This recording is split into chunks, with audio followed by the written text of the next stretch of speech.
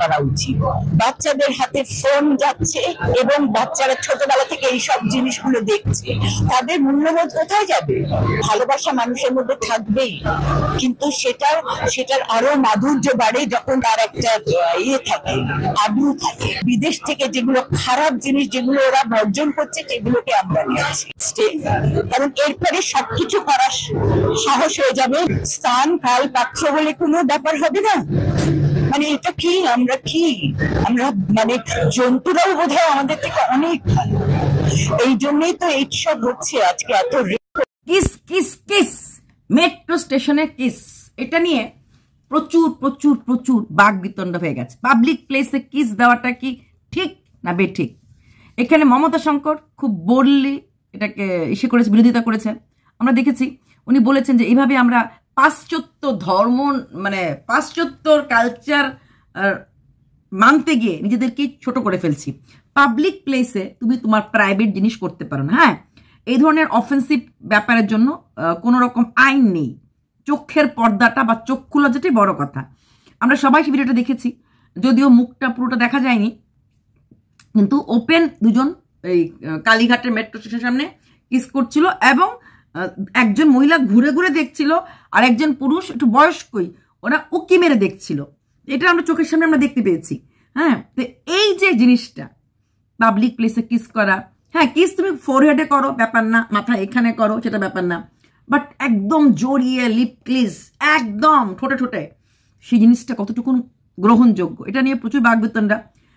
Young জেনারেশনরা ও কিন্তু বলেছে না এটা ঠিক না, বা কিছু কিছু লোক বলেছে না এটা দেখো পাবলিক প্লেসে করেছে তোকে এইভাবে না জানিয়ে ভিডিও তোলাটা ঠিক না, যদি ভাইরাল হওয়ার পর যদি মানে মনে আঘাত লাগে করতে পারো আর দেখতে পারবে না লোকে বা বলতে পারবে না লোকে, সেটা কোথায় কোথায় লেখা আছে?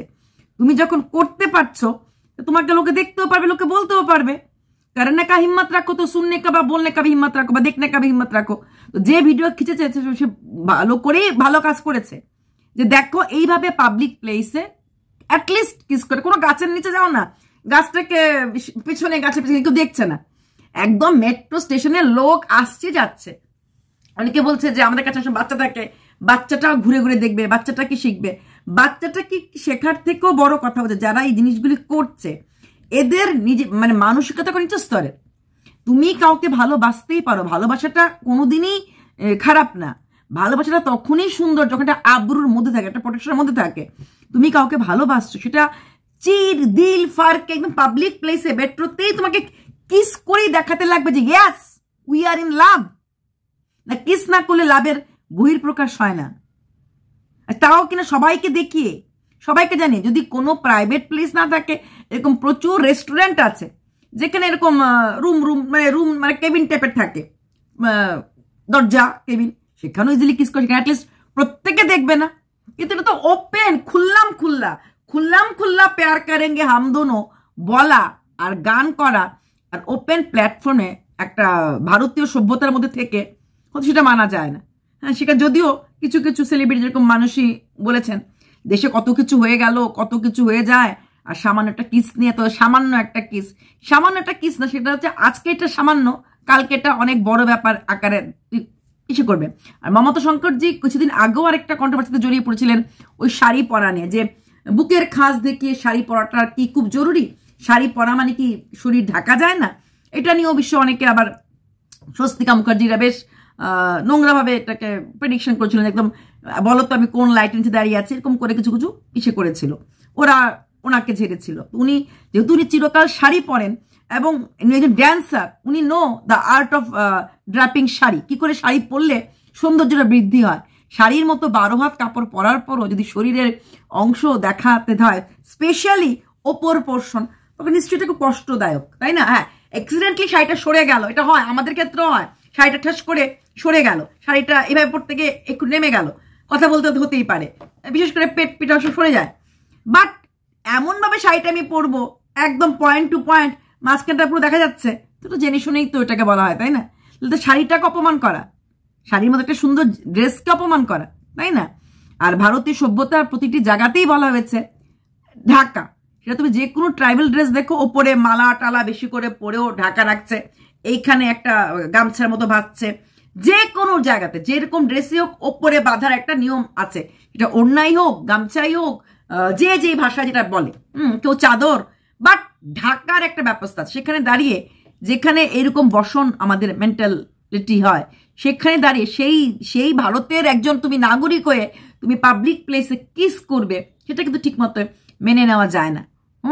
আর এটা সত্যি নেক্সট জেনারেশনের কাছে না, এটা নেক্সট জেনারেশনের বড় কথা না, যারা নোংরামি করতে এটা কোনো জেনারেশন মাইনে রাখে না। অ্যাকচুয়ালি কি সেই দুটো মানুষের মানসিকতা। আরেকটু দূরে গিয়েই কালীঘাটের আরেকটু দূরে গিয়ে কোনো রেস্টুরেন্টে বসতে পারতো, কোনো মিষ্টির দোকান ছিল বা যে কোনো একদম এরকম। তাহলে আজকে মেট্রোর সামনে কেন? তাহলে তোরা কোনো মার্কেটে ঢুকেও সেখানেও ওপেন কিস করতে পারে। চারিদিকে ওরা কিস করছে, চারিদিকে লোক ভিড় করে দাঁড়িয়ে থাকবে, ওরা কিস করতেই থাকবে, কারণ ওদের তো আর সময় নেই, কোনো জায়গাও নেই, এরভাবেও চলতে পারে। সেটা হচ্ছে আমাদের ব্যক্তিত্ব, আমাদের চলাফেরা। এটা is nothing about age, nothing about tenderness, কিছুই না। এটা হচ্ছে শুধু ব্যক্তিত্ব। সেটা 18 বছরের ছেলে মেয়ের মধ্যেও ব্যক্তিত্ব থাকে, 19-20 বছরের মধ্যে ব্যক্তিত্ব থাকে। আর যারা করছিল এরা মোটামুটি ম্যাচিওর্ড, ওরা মোটামুটি 32-33 ছেলেটা হবে, মেয়েটা 18-19, মানে বেশ ম্যাচিওর্ড, ওরা ইমেচিওর না। হ্যাঁ, তো ওর এবং মনে হচ্ছিল ওয়ার্কিং, কারণ ওরা দুজনেই একটা কিড ব্যাগ ছিল। বাই বলতে গিয়ে ওই হিন্দি সিনেমা স্টাইলের একদম ওই রকম ভাবে করে দেশে বেরিয়ে যাচ্ছিল। মানে ইমরান হাশমির ফ্যান বোধহয় ছিল ছেলেটা, তাই বোধহয় এরকম ভাবে এইগুলি করতে পেরেছে। কিন্তু যেটা এখন খারাপ লেগে কি হবে, যারা এখন বিতর্ক করছে যে এই জিনিসটা ছেলেটা মেয়েটা খারাপ, ওরা করার আগে ভাবতে ছিল না, করার পর ভাইরাল হয়ে যাওয়ার পর, এই সিন নিয়ে পুরোপুরি ভাইরাল হয়ে যাওয়ার পর এখন যদি বলে পাবলিক প্লেসে এটা করাটা ভুল, এখন বলে লাভ হবে না, করার আগে ভাবতে ছিল। আজকে এ করেছে, দেখা দিয়ে কালকে দেখা যাবে এমন একটা জায়গায় আমরা হয়তো আমার ছেলে মেয়ে যাচ্ছি মেট্রো স্টেশনের ভেতরেই, মানে মেট্রোর মধ্যেই কিরকম কিস, তখন আমরা তো ছেলে মেয়ে নিয়ে বসতেও পারবো না, আনইজি ফিলিং হবে, আর কি দেখছি, আর সরে যাবো। যখন ছেলে মেয়ে হয়ে যাচ্ছে তখন আনইজি ফিলিংস, কারণ আমরা তো সবাই তো অত স্মার্ট হতে পারছি না।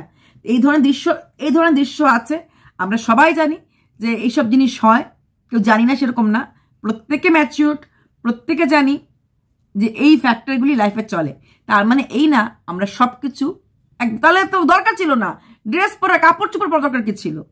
কিসটা যেমন একটা কমন একটা, তাহলে কাপড় চোপড় দরকার ছিল, কাপড় চোপড় খুলে ফেললেও ব্যাপার না, সবাই জানি কাপড় চোপড় যেমন জিনিস ঢেকে রাখি, ঠিক যেরকম কাপড় চোপড় পরে আমরা আমাদের লজ্জাটা ঢেকে রাখি, ঠিক এই ধরনের বিহেভিয়ারগুলির দ্বারা কিন্তু আমাদের আবরুটা খুলে দিই।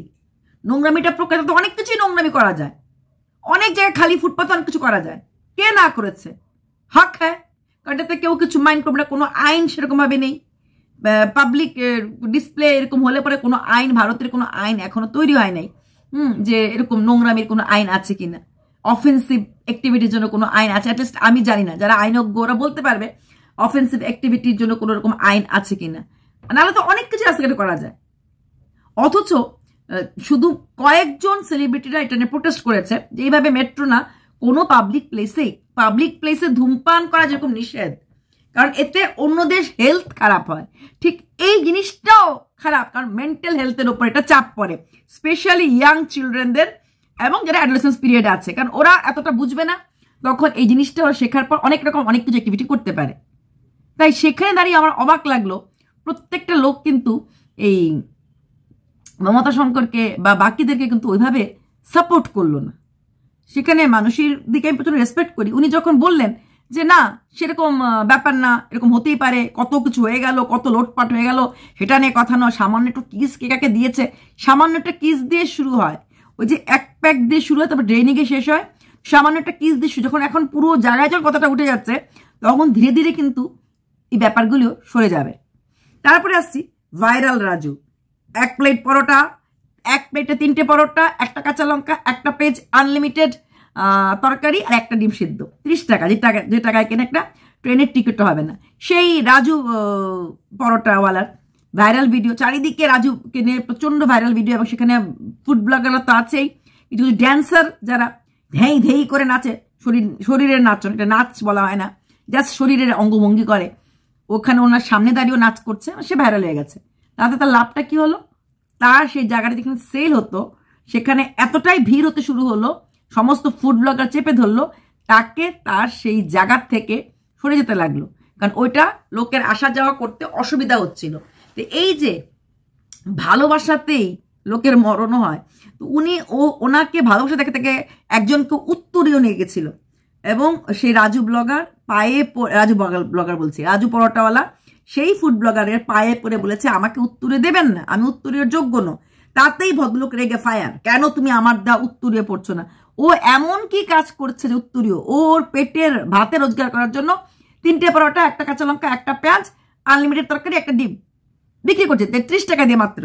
সে তার বিক্রি করছে, বিক্রির জন্য সেইভাবে বলছে, মানে কথাগুলি বলছে বা হাঁকছে, যেটাকে বলা হয় আর কি, জোর জোরে হাঁক দিচ্ছে, যেটা আমরা বলি হাঁক দিচ্ছে। তো হাঁক ছিল যে ইয়েস, ডাকা কাস্টমারদেরকে ডাকছিল। তো সেইখানে দিয়ে উত্তরে পড়ানো মানে হয় না। এবং সে ভালো কথাই বলেছে যে আমি উত্তরীয় পড়াইছি না, এবং এটাও বলেছে যদি এই সময় এই জিনিসগুলি হয় তাহলে আমার যে কাস্টমারগুলি আছে সেই কাস্টমারগুলো চলে যাবে।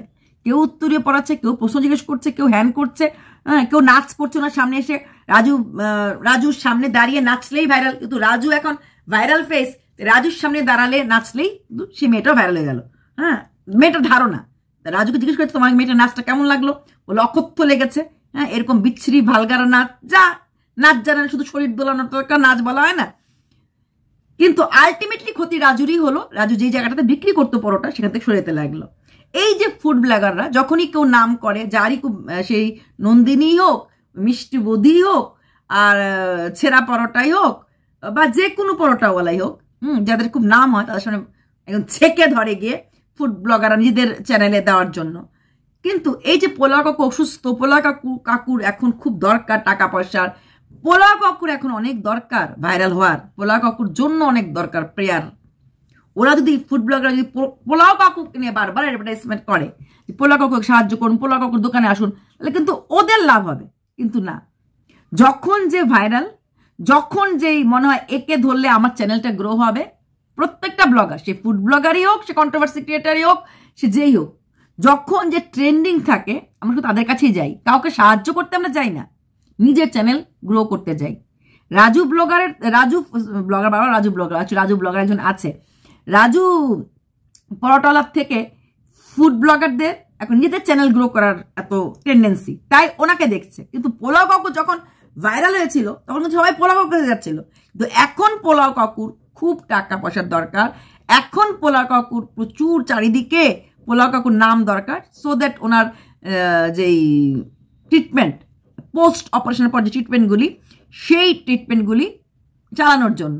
কিন্তু কই দেখা পাচ্ছি না তো। এটাকেই বলে উক্তি হয়ে সূর্যকে সবাই সালাম দেয়। ঠিক আছে, যখন যে ট্রেন্ডিং তখন আমরা তার দিকে চলে যাই, আর যখন ট্রেন্ডিং থেকে সরে আসে তখন আমরা কিন্তু তাকে চেনার প্রয়োজন আছে বলে মনে করি না। প্রত্যেকে আমরা একই টাইপের, সে যে কোনো ব্লগারই হোক না কেন। চলো বাই।